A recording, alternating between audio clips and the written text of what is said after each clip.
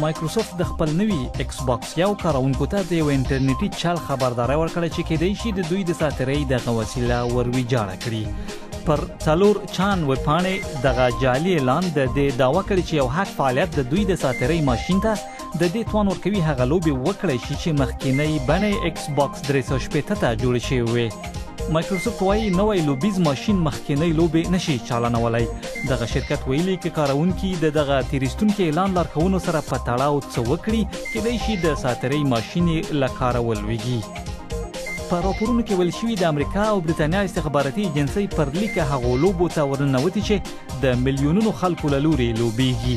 دغه ادارو په دې هڅه دې کار ته مخه کړې چې ترهګر ګواښونه په ګوته کړي. دغه سپړنې چې د ملي امنیت ایجنسۍ راز سپړونکي ایډوارډ سنوډن لخوا شوې داسې سندونه هم پکې دي چې پټ جاسوسان ښیي نړیوالې جګړې په څیر لوبو ته ورننوتلي چې د پیغامونو او پیسو ورکړې سیستمونو څارنه وکړي.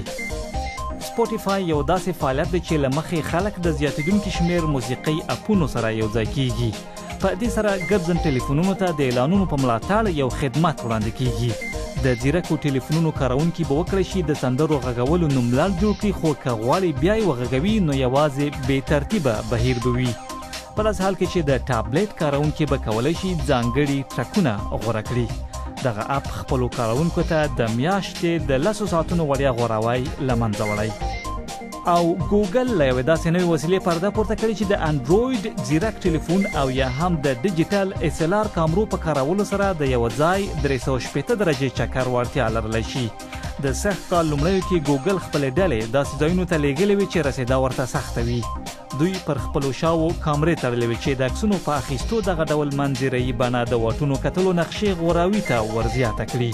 اوس خلک کولی شي په خپلو انډروید ټلیفونونو د څو انځورونو په اخیستلو ورته پایلې ترلاسه کړي او بیا یې ګوګل نقشو ته ورپورته کړي.